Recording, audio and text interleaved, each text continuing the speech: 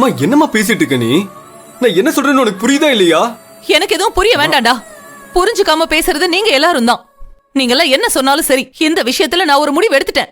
ஆனந்திக்கும் அந்த மீனாட்சி அம்மாவோட பையனுக்கும் கல்யாணம் நடக்கும். அப்படி நடக்கலனா மாமா நம்ம குடும்பத்தை மொத்தமா ஒதுக்கி வச்சிருவாரு. மா என்ன சும்மா பூச்சாண்டி கட்டிட்டு இருக்க? அவர் என்ன ஊர் நாட்டாமியா? என்னமோ ஒதுக்கி வச்சிருவாருன்னு ஓவரா பில்டப் பண்ணிட்டு இருக்க.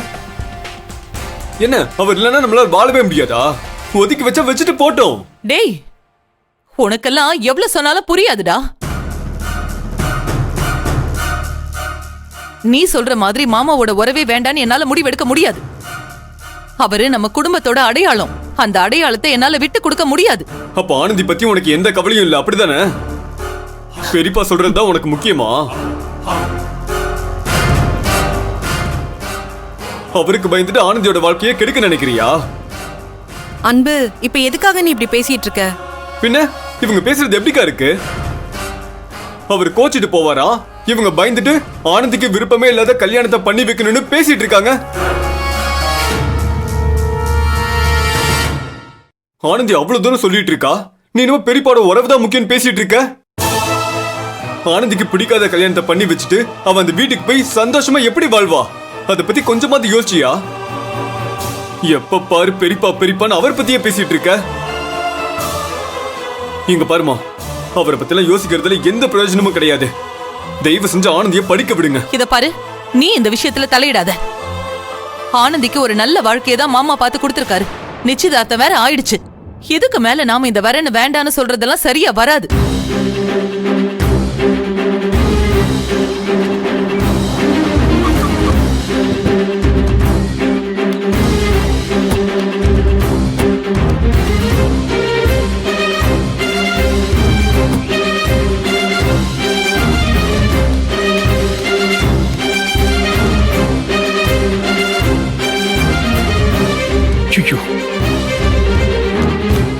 ஐயோ, இருக்கிற பிரச்சனை இப்ப எதுக்கு இவங்க இங்க வராங்கன்னு தெரியலையே.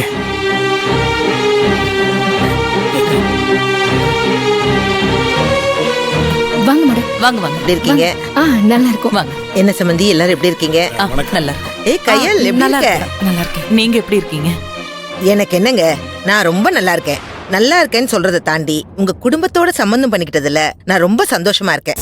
மேடம் நின்னுட்டு இருக்கீங்க, வாங்க உள்ள வந்து உட்காருங்க. வாங்க வாங்க வாங்க தம்பி.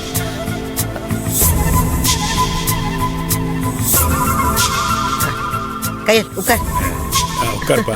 சம்பந்தி அம்மா உட்காருங்க. இல்ல இல்ல இருக்கட்டும். ப்ளீஸ் உட்காருங்க. கௌஷிக்கு ஆக்சிடென்ட் ஆயிடுச்சுன்னு சொன்னாங்க. உங்களுக்கு எப்படி இருக்கு இப்போ? இப்ப பரவாயில்ல, ஒன்னும் பிரச்சனை இல்ல.